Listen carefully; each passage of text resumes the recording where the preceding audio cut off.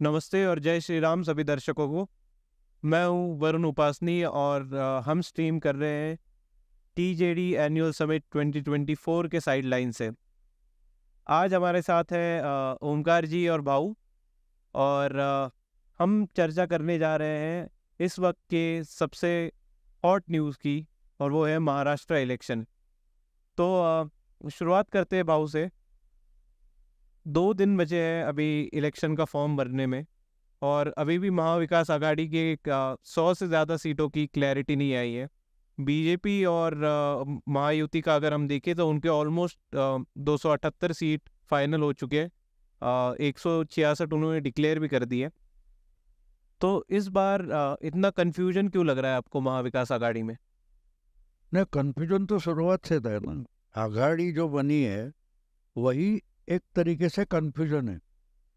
वो साथ के एक दूसरे को पता नहीं है। हाँ, तीनों का मकसद एक ही है कि भाई हमको बीजेपी को हराना है, मोदी को हराना है, अमित शाह को हराना है, वगैरह वगैरह वगैरह। लेकिन हराने के लिए हम इकट्ठा हुए, ये भी वो बोलते हैं, लेकिन इकट्ठा होने का मतलब उनको पता नहीं है। अगर आपका मकसद साफ हो तो वरुण जीतता है या ओमकार जीतते हैं, उससे मुझे फर्क नहीं पड़ना चाहिए। वो दोनों किसके खिलाफ जीतते हैं उसको इम्पोर्टेंस होना चाहिए।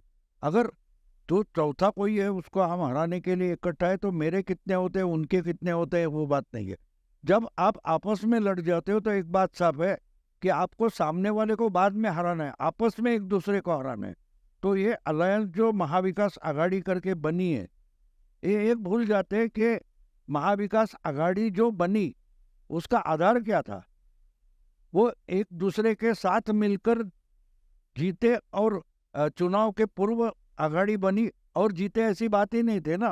वो कांग्रेस और एनसीपी एक साथ आकर लड़े थे, उनके 98 सीट आए थे, उद्धव के 56 मिलाकर उन्होंने 154 का मेजोरिटी दिखाया था। तो वो आघाड़ी बनी है, वो चुनाव के नतीजों के बाद बनती है। तो उस आधार पर चुनाव पूर्व आघाड़ी का प्रिंसिपल ही नहीं उनके पास। तो इसलिए ये कन्फ्यूजन है कि पहले चुन के आओ और बाद में आघाड़ी बनाओ, ये प्रिंसिपल वो भूल गए। इसलिए मैं बोल रहा हूँ कि आघाड़ी पहले से कन्फ्यूजन में है। तो अभी अभी भी आप बोल रहे हो कि 2 दिन बाकी है। हम जब बोल रहे हैं तो 2 दिन नहीं, मेरा ख्याल है कम से कम 4 दिन बाकी है, जब तक विड्रॉल्स नहीं होते। क्योंकि आघाड़ी के दोनों पार्टियों ने एक ही जगह के लिए दो कैंडिडेट को अलग अलग पार्टियों ने ये भी फॉर्म दिया, तो दोनों अधिकृत बन जाते हैं। अभी जो रिटर्निंग ऑफिसर है उसके लिए तो दोनों अधिकृत है, क्योंकि एक ही पार्टी के नहीं ना, अलग अलग पार्टी के। एक अलायंस को चुनाव आयोग रिकॉग्नाइज नहीं करता। तो जो रिटर्निंग ऑफिसर होगा उसके लिए दोनों ये भी फॉर्म परफेक्ट है। अब एक जगह शायद मैंने खबर पड़ी है कि शिवसेना ने एक ही चुनाव क्षेत्र के लिए अपने 2 लोगों को एबी फॉर्म दे दिया। ये भी कंफ्यूजन। तो पूरा जो है वो कंफ्यूजन ही है। एक आघाड़ी बनी है वो कंफ्यूजन के आधार पर बनी है।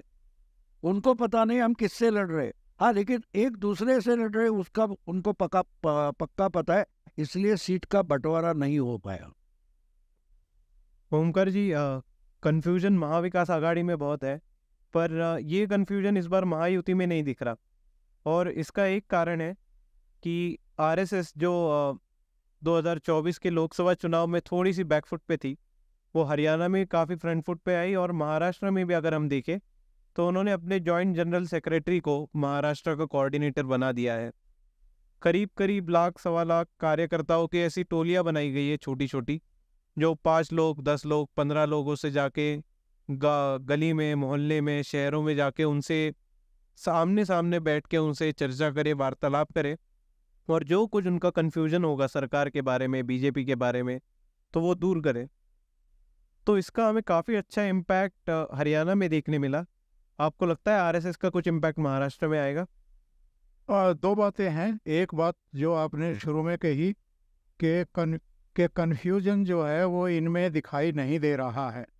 इसकी वजह है, आपको ध्यान होगा जब जम्मू कश्मीर और हरियाणा में चुनाव प्रचार चल रहा था तो बीच में भी गृह मंत्री अमित शाह कम से कम 2 या 3 बार महाराष्ट्र की यात्रा पर गए।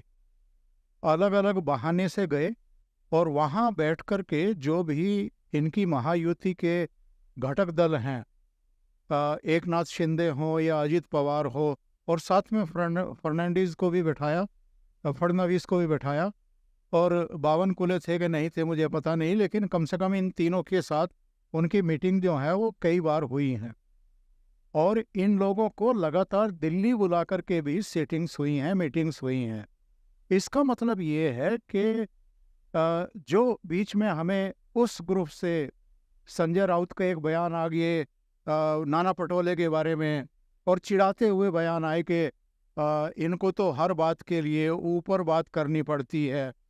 तो नाना पटोले ने भी उनको जवाब दे दिया कि भाई हम तो अपने नेताओं से बात करते हैं, हमें पता नहीं कि आप अपने नेता से बात करते हैं कि नहीं करते हैं। यानी जो एक्चुअल में उद्धव ठाकरे का या संजय राउत का एक तौर तरीका रहा है, और ये तौर तरीका हम 2014 से देख रहे हैं। 2014 में इन्होंने जिस तरीके से अलग अलग चुनाव लड़े थे, उसके बाद शरद पवार ने एक दांव खेला था कि हम बाहर से समर्थन दे रहे हैं बीजेपी को, और इनकी अकल ठिकाने आई तो ये फिर बाद में बीजेपी के साथ आ गए। लेकिन 2014 से लेकर के 2019 तक, इसके बावजूद कि ये राज्य में भी फडणवीस की सरकार में थे और केंद्र में भी ये मोदी जी की सरकार में थे, आप सामना में देख लो किस तरह की गंदगी इन्होंने उगली है, किस तरह की बयानबाजी की है। यहाँ तक कि उद्धव ठाकरे, जिनको शोभा नहीं देता, उनके भी बयान आ रहे थे मोदी जी के खिलाफ या अमित शाह के खिलाफ और बीजेपी नेतृत्व के खिलाफ। बीजेपी फिर भी अपने जो घटक दल के सहयोगी हैं उनका सम्मान समझ लीजिए, या वाजपेयी जी के समय से ही जो इनके सहयोगी रहे हैं उनको तमाम उद्दंडताओं के बावजूद साथ लेकर के चलने की एक जो संस्कृति विकसित कर ली थी, उसका नतीजा समझिए कि इन लोगों ने अपनी तरफ से कभी रिएक्ट नहीं किया उनकी बयानबाजी पर। तो ये इनकी एक गंभीरता थी, और महाराष्ट्र के मतदाताओं में भी ये भाव गया, ये संदेश गया कि देखिए ये तो बयानबाजी कर रहे हैं, यानी सरकारों में भी शामिल है, मलाई भी खाने की चेष्टा कर रहे हैं और गाली गलौच भी कर रहे हैं, वो फिर भी नहीं बोल रहे हैं। लेकिन कांग्रेस के साथ तो ऐसा नहीं है। आप अगर कोई बयान देंगे कांग्रेस के बारे में, कांग्रेस के लोकल नेताओं के बारे में भी, तो वो तो पलट करके आपको जवाब दे देंगे, टका सा जवाब दे देंगे। तो वो संजय राउत को नाना पटोले ने जवाब दिया है, तो वहां पर है। लेकिन यहाँ इसलिए कोई झगड़ा नहीं है, इसलिए कोई कन्फ्यूजन नहीं है कि यहाँ टॉप लेवल पर भी क्लियरिटी है कि हमको क्या करना है, किसको कितना वेटेज दे करके चलना है, किसको कितना सम्मान दे करके चलना है। और लोकल लीडरशिप में भी, मतलब देवेंद्र फडणवीस जैसा सुलझा हुआ नेतृत्व इस समय महाराष्ट्र में किसी भी राजनीतिक पार्टी के पास नहीं है।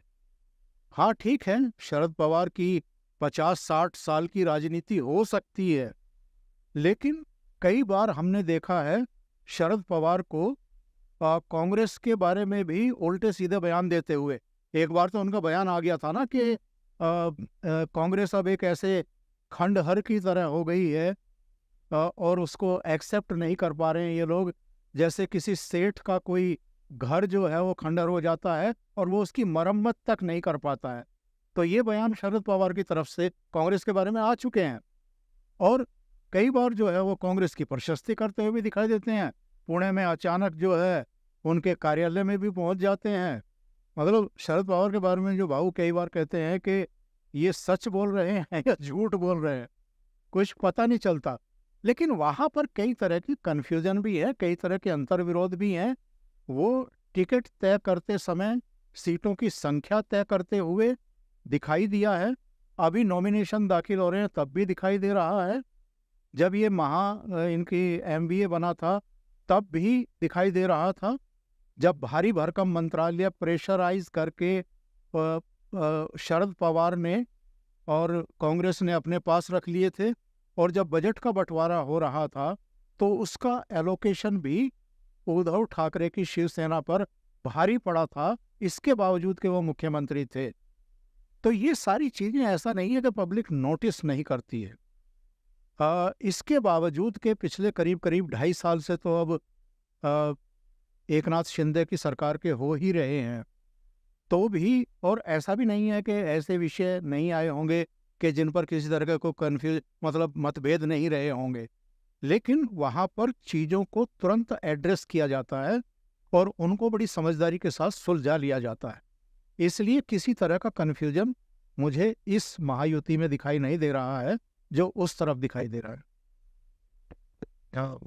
भाऊ, अगर हम राजनीति की बात करें तो पिछले 10 सालों में एक अमित शाह ऐसे नेता हैं जिनको पूरे भारत में एक चाणक्य की उपाधि मिली है कि वो भारतीय राजनीति के चाणक्य हैं।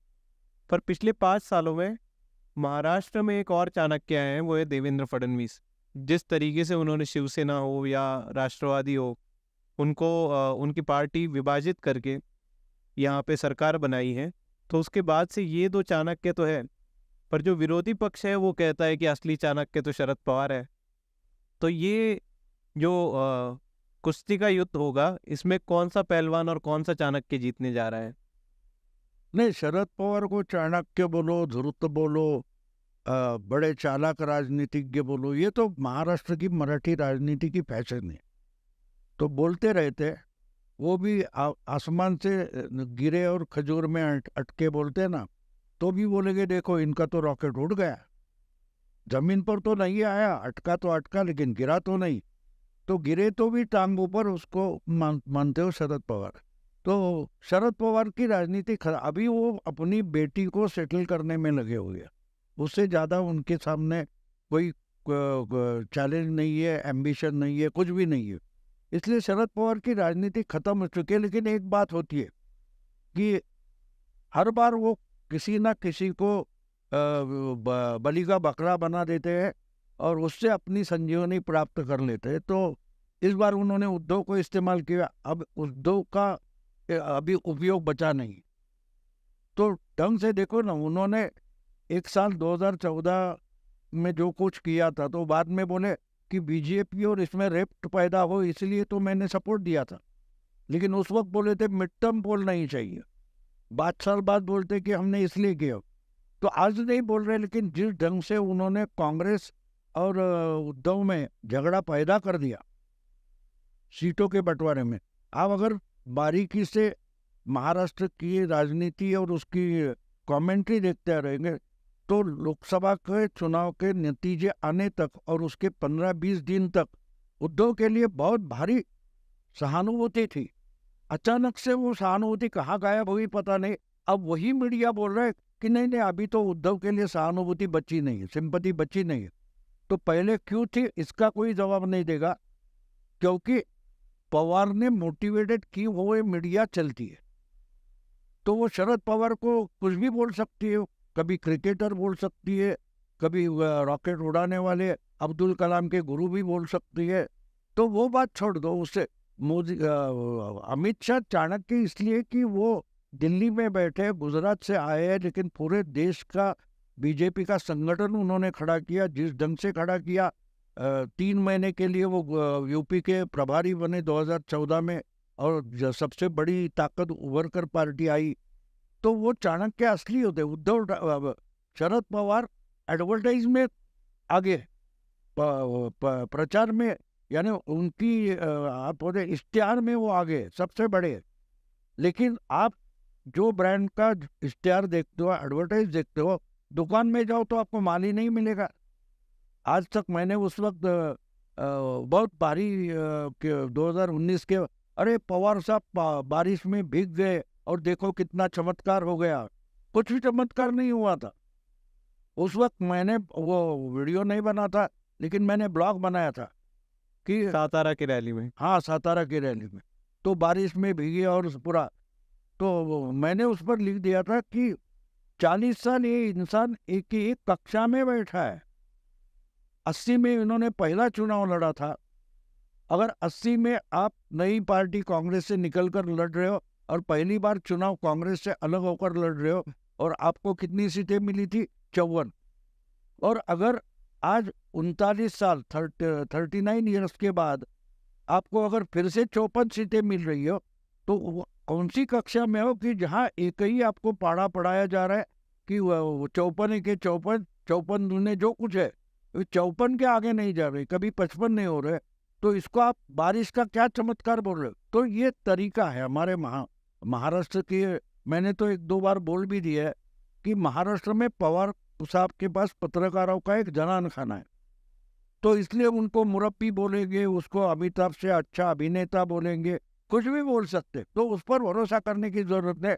अगर गुजरात का होकर दिल्ली में बैठकर होम मिनिस्टर बनकर अगर अमित शाह महाराष्ट्र में कुछ करके दिखाते तो वो चाणक्य है। और मानो बेटे की उम्र के है फडणवीस। एक बार शरद पवार बोले थे पुनः इन भी फिर से आऊंगा, ये तो मजाक का विषय बन गया, तो उन्होंने आपका मजाक बना दिया, आपकी पार्टी तोड़ी, उद्धव की पार्टी तोड़ी, और आपको पता तक नहीं चला, आपके नाक के नीचे से पार्टी ले गए और पार्टी का नाम, पार्टी का सिंबल लेके गए, दो पार्टियों का। तो चाणक्य कौन है? तो बात साफ है, शरद पवार का टारगेट अब बिल्कुल छोटा हो गया कि इसलिए उनको मालूम है कि अगर अपनी बेटी को मुख्यमंत्री बनाना है तो ये 2 पार्टियां छोटी होनी चाहिए, और उन्होंने सक्सेसफुली झगड़ा बना दिया।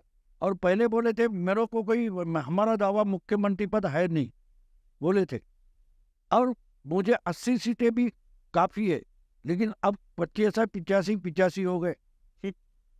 तो ये हमेशा दाना डालकर मुर्गियों के झुंड लगा देते, लड़ाई लगा देते, उससे आगे पवार की राजनीति है ही नहीं।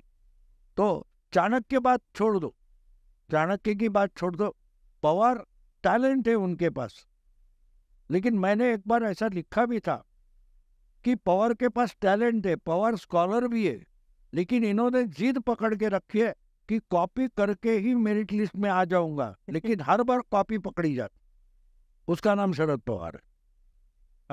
ओमकार जी, शरद पवार तो वैसे सेम ही कक्षा में बैठे हैं, पर बीच में एक गाना काफ़ी पॉपुलर हुआ था, जितना दिया सरकार ने मुझको उतनी मेरी औकात नहीं। तो वैसे अगर हम कांग्रेस के रिजल्ट देखें महाराष्ट्र में, तो जो 13-14 सीट आई है, तो कांग्रेस का तो उतना बेस ही नहीं है महाराष्ट्र में। इतने तो उनके कार्यकर्ता भी एक्टिव नहीं थे, ना कुछ उनके नेता एक्टिव थे, पर ये बस अचानक से आ गई 14 सीट। तो इन सीटों का क्या आपको लगता है कि परिवर्तन फिर से इन चुनावों में होगा, लोग अपना विधानसभा के चुनाव में? देखिए 2019 के चुनाव में कांग्रेस को केवल एक वो चंद्रपुर वाली सीट मिली थी, इसके अलावा कोई सीट उनको मिली नहीं थी। शरद पवार को 4 सीटें मिली थी, और एक वो औरंगाबाद वाली जो अपना संभाजी नगर वाली, वो जलील जीते थे इनके असदुद्दीन ओवैसी के। बाकी तो लगभग सारी सीटें ही जो है वो भारतीय जनता पार्टी और शिवसेना गठबंधन को मिली थी, यानी 48 में से 41 सीटें तो इन्हीं लोगों को मिल गई थी। इस बार क्या हुआ है कि ये तीनों जिस तरीके से लड़ रहे थे, और जो हमने, केवल महाराष्ट्र की बात नहीं है वरुण, हमने जो उत्तर प्रदेश में देखा है, हमने जो हरियाणा में देखा है, हमने जो राजस्थान में देखा है, और जिस तरीके से बंगाल में, पश्चिम बंगाल में सीटें घट गई भारतीय जनता पार्टी की, तो ये केवल महाराष्ट्र में ऐसी घटना हुई हो ये नहीं है। अलग अलग राज्यों में, मतलब हरियाणा जैसे राज्य में जहाँ से केवल लोकसभा की 10 सीटें आती हैं, और वहाँ अगर 5 सीटें घट जाए भारतीय जनता पार्टी की, तो मैं चूँकि हरियाणा में काम कर चुका हूँ, 20 साल काम कर चुका हूँ। चंडीगढ़ में 99 में अमर उजाला जब लॉन्च हुआ था तो मैं ही वहाँ इंचार्ज था। फिर 16 साल में एक वहाँ के अखबार में रोहतक से जो छपता था हरिभूमि, उसका संपादक रहा। हरियाणा को मैंने, हरियाणा की घटनाओं को मैंने बहुत करीब से देखा है। वहाँ के समाज को भी मैं समझता हूँ, वहाँ की इकोनॉमी को भी और संस्कृति को भी, सभी चीज़ों को समझता हूँ, और बहुत सारे इलेक्शन मेरी आंखों के सामने हुए हैं। मेरे जैसे विद्यार्थी, राजनीति के विद्यार्थी के लिए भी जो नतीजे हरियाणा से आए हैं वो आश्चर्यजनक थे। मैं केवल 2 सीटों को मान करके चल रहा था। 2019 में 2 सीटों पर मेरे लिए थोड़ा चौंकाने वाले नतीजे आए थे। एक रोहतक से दीपेंद्र हुड्डा जी हार गए थे, और पड़ोस वाली सीट सोनीपत से उनके पिताजी और 2 बार चीफ मिनिस्टर रहे और कई बार के सांसद भूपेंद्र सिंह हुड्डा हार गए थे। तो मुझे लग रहा था कि एक जो जाट कम्युनिटी में होता है कि भाई कुछ हमारी कमियां रह गई या कुछ गुस्सा था वो हमने निकाल दिया, और हमने जो हमारी बिरादरी के मतलब सिरमौर हैं या चौधरी हैं उनको भी हरा दिया है। तो एक कहीं एक प्रायश्चित का भाव रहा होगा, और ये दोनों जो सीटें हैं ये तो शायद कांग्रेस जीत जाएगी और बाकी की 8 सीटें भारतीय जनता पार्टी को मिलेंगी। लेकिन जो बाकी की सिरसा की, आपकी अंबाला की और एक और सीट मिली है, तो उसको लेकर के मुझे थोड़ा सा आश्चर्य हुआ। लेकिन फिर जब मैंने चीज़ों को देखा दूसरे नज़रिए से, तो जब उत्तर प्रदेश में 29 सीटें घट सकती हैं, पश्चिम बंगाल में इतनी सीटें घट सकती हैं, राजस्थान में घट सकती हैं, तो फिर मुझे हरियाणा ने चौंकाया नहीं। अच्छा, आप ये देखिए कि जब विधानसभा चुनाव हुए 6 महीने के भीतर हरियाणा में, तो वहाँ क्या नतीजा आया। वहाँ 5 सीटें घटी जरूर, लेकिन विधानसभा चुनाव में वहाँ के मतदाताओं का नजरिया और रिएक्शन एकदम अलग था।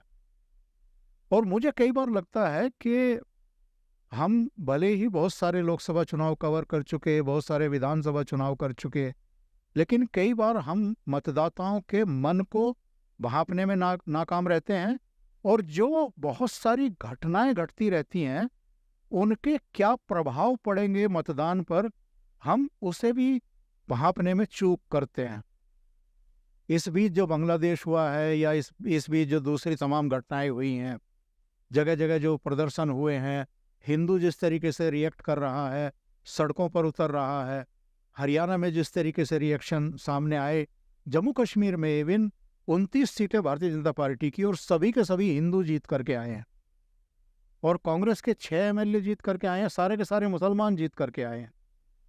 तो ये जो एक हमें एक बदलाव दिखाई दे रहा है खास तौर से हिंदू मतदाताओं में, तो मुझे तो लगता है कि 13 सीटें प्लस वो सांगली वाली सीट, कुल मिलाकर के कांग्रेस को 14 सीटें मिल गई। लेकिन इन विधानसभा चुनाव में जो हमें हरियाणा में होता हुआ दिखाई दिया है, वैसा ही झारखंड और महाराष्ट्र में भी हो, तो ये चीज़ें, ये घटना कम से कम मेरे जैसे विद्यार्थी को चौंकाएगी नहीं। मुझे लगता है कि जो कहीं एक प्रायश्चित का भाव है लोगों में कि भाई 240 पर मोदी जी रुक गए, और उसके बाद जो इनकी बॉडी लैंग्वेज देखने को मिली, जिस तरह की अभद्र भाषा देखने को मिली, जिस तरह की एरोगेंस हमें पार्लियामेंट के फ्लोर पर भी और पार्लियामेंट के बाहर भी, देश के भीतर भी और देश के बाहर भी, अमेरिका में भी देखने को मिली है, उसके बाद लोगों में एक रिएक्शन है, एक रियलाइजेशन है कि भाई थोड़ी गलती हो गई, थोड़ी चूक हो गई, अब इसको हमें सुधारना है। तो मुझे तो लगता है कि महाराष्ट्र में भी वही होगा जो हमने हरियाणा में होते हुए देखा है। भाऊ, आपके लिए मेरा एक प्रश्न है। महाराष्ट्र में अभी 3 सीटें ऐसी हैं जो काफ़ी न्यूज़ में बनी हुई हैं। एक तो है माहिम की, जहाँ राज ठाकरे के सुपुत्र अमित ठाकरे लड़ रहे हैं। दूसरी है वरई की, जहाँ आदित्य ठाकरे लड़ रहे हैं। और एक तीसरी सीट है अपनी वांद्रे ईस्ट की, जहाँ पे बाबा सिद्दीकी के बेटे लड़ रहे हैं, और उनके विरोध में आदित्य ठाकरे के काफ़ी करीबी माने जाने वाले वरुण सरदेसाई को, उनके मौसेरे भाई वरुण सरदेसाई को उतारा गया है। तो इन सीटों का आपका क्या आकलन है?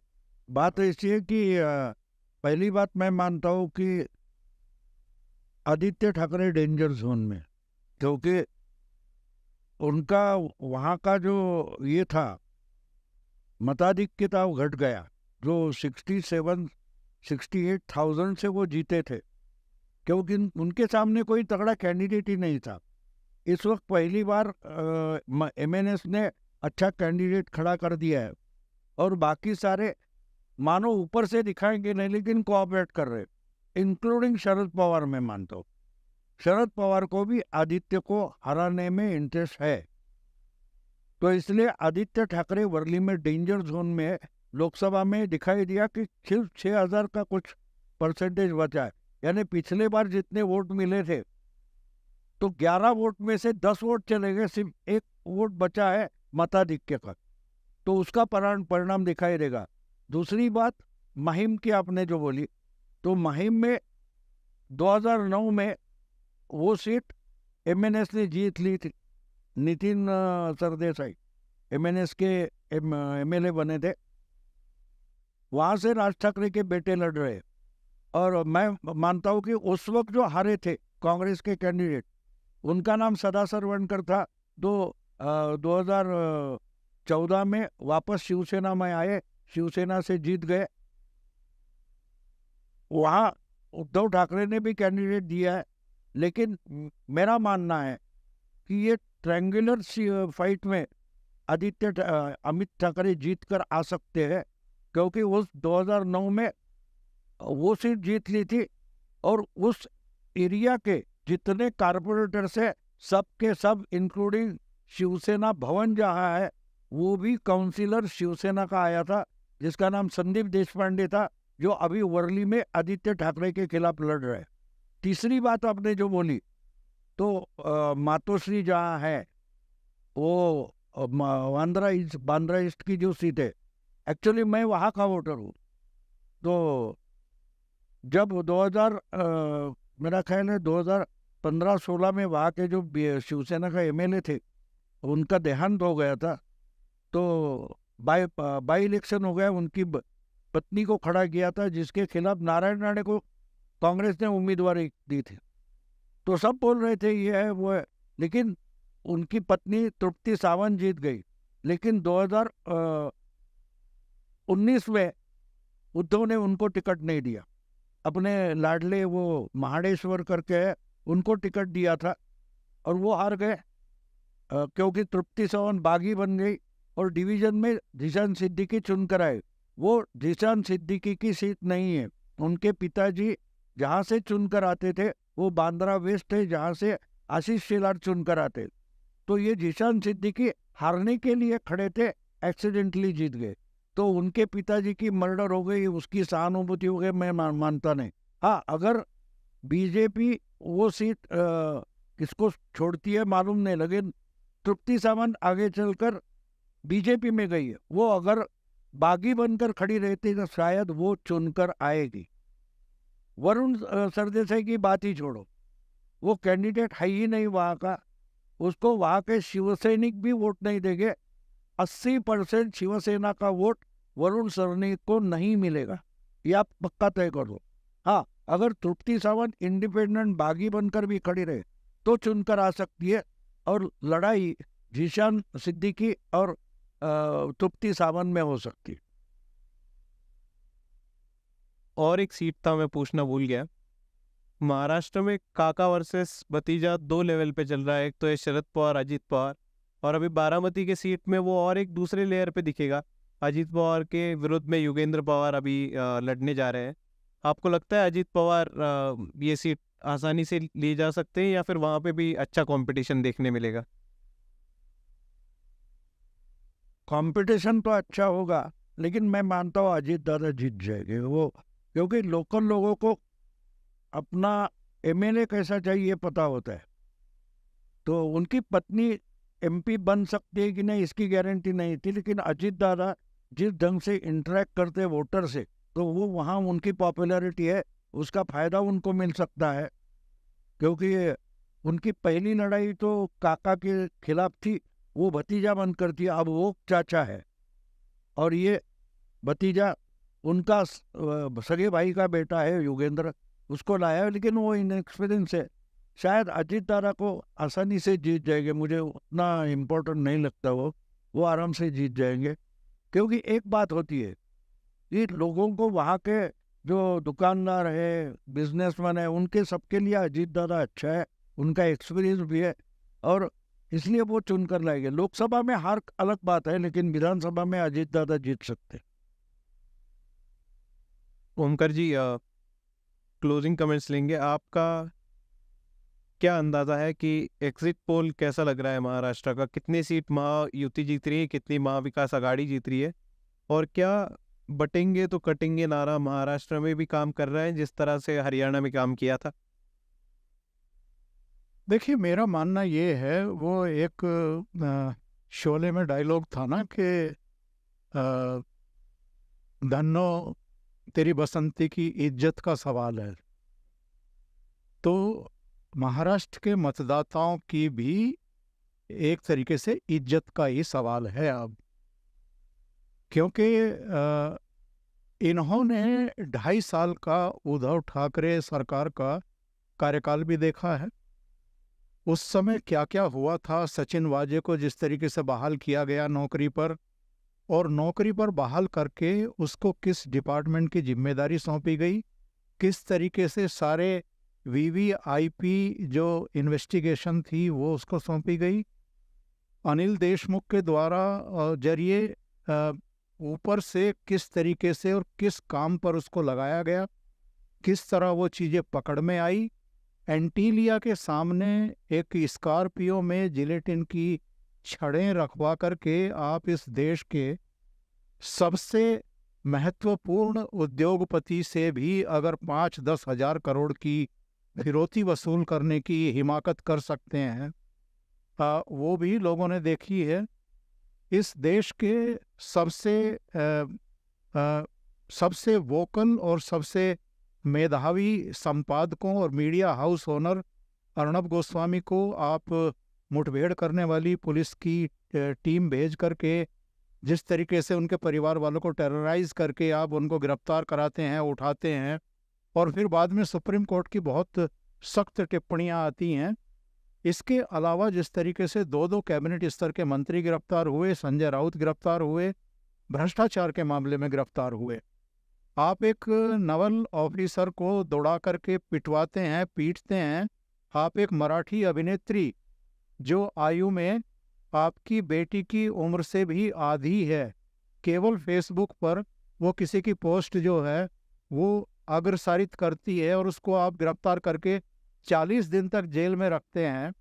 ये जो एरोगेंसी है, और जिस तरीके से राष्ट्रीय हित के प्रोजेक्ट रोके गए उद्धव ठाकरे के समय, बुलेट ट्रेन जो एक महत्वाकांक्षी योजना थी प्रधानमंत्री नरेंद्र मोदी की, उसके लिए आपने भूमि अधिग्रहण करके नहीं दिया, और जो आरे वाला जो आपका मेट्रो प्रोजेक्ट था उसमें भी आपने अड़ंगा लगा के रखा। बहुत सारी चीज़ें हैं जो ये बताती हैं कि जब इनको पावर मिलती है तो ये किस हद तक जा सकते हैं। और अगर कोई आपके खिलाफ कुछ लिख रहा है, आपके बेटे पर कोई टिप्पणी कर रहा है, तो आप उसको भी उठा करके जेल में डाल रहे हैं। तो ये सारी घटनाएं हैं। यानी जब आपको सत्ता मिली, जब आपको मुख्यमंत्री का पद मिला, तो उस समय खुद शरद पवार ने अपनी संशोधित पुस्तक में लिखा है ना कि सचिवालय में केवल 2 बार गए और इनको क्रिटिसाइज किया, और किस तरीके से ये लोग कर रहे थे वो सारा कुछ। ऐसा तो है नहीं कि मतदाता उसको भूले होंगे। और जिस चीज़ की आप चर्चा कर रहे हैं कि बटेंगे तो कटेंगे, तो योगी आदित्यनाथ 13 नवंबर को, बल्कि 11 नवंबर को ही उत्तर प्रदेश से फारिग हो जाएंगे। 13 नवंबर को यहाँ 9 सीटों का उपचुनाव है, तो 11 नवंबर को चुनाव प्रचार से फारिग हो जाएंगे। उसके बाद 1 हफ्ता महाराष्ट्र में ही रहेंगे वो। भाऊ, आपका क्या एग्जिट पोल है? महाराष्ट्र में महायुति कितने सीट जीतने जा रही है? मेरा अंदाजा 160 है, अभी से नहीं, बहुत पहले से। क्योंकि और मैं मानता हूँ कि एक और बात है कि जिस ढंग की रणनीति बीजेपी ने और बीजेपी के हाईकमांड ने एकनाथ शिंदे को विश्वास में लेकर बनाई है, तो ये रणनीति मुझे ऐसी लगती है कि आगे चलकर अजित दादा भी निकल जाए तो सरकार बन सकती है। ये गणित इन्होंने बना लिया है। तो अगर शुरू में जो पहले आंकड़े आ गए, मैंने उस पर मराठी में वीडियो भी बना दिया कि 99 बीजेपी ने डिक्लेयर कर दिए थे। पहले सीट का बंटवारा डिक्लेयर नहीं होता, लेकिन बीजेपी ने 99 कैंडिडेट डिक्लेयर किए, एकनाथ ने 45 डिक्लेयर किए, अजित दादा ने 17 डिक्लेयर किए। ये मिलाकर 161 हो जाता है। और वो 161 में कम से कम 125 सीटें उनकी कॉन्फिडेंट सीटें हैं। तो 161 में अगर 125 या 130 लाते हैं तो मेजॉरिटी के लिए और सिर्फ 30 सीटें बहुत हो जाती है। 30 भी नहीं, 20 सीटें पूरी हो जाती है। 127 बची उसमें, यानी स्ट्राइक रेट जो चाहिए वो सिर्फ 15% होता है, तो भी तीनों की मेजॉरिटी हो जाती है। तो बचा ये कि अगर 127 में अगर 30-35 का स्ट्राइक रेट मिलता है तो मेरा ख्याल है कि एकनाथ शिंदे और फडणवीस मिलकर ही 155 का आंकड़ा पार कर जाएंगे। यानी कि टारगेट है कि अगर चाचा फिर से भतीजे को साथ लेने की कोशिश करे तो वो 20-25 सीटें भी लाए तो हमारा नुकसान नहीं होना चाहिए। हमारा आंकड़ा 140 के पार तो होना ही चाहिए। तो इंडिपेंडेंट वगैरह मिलाकर 145-50 हो जाते। तो ये टारगेट जो आज रणनीति मुझे दिखाई दे रही है फडणवीस और अमित शाह की और एकनाथ शिंदे की, कि दोनों मिलकर 150 का आंकड़ा क्रॉस करना ही करना है। अजित दादा साथ रहे ना रहे, साथ रहे खुशी है, ना रहे फिर भी खुशी है। तो मेरा आंकड़ा टोटल अजित दादा के साथ 160 के पार है, और नहीं तो इनका तो 150-45 के आगे होगा। तो आज की चर्चा को यहीं पे विराम देते हैं। भाऊ और ओमकार जी, आप दोनों का धन्यवाद। जय श्री राम। जय श्री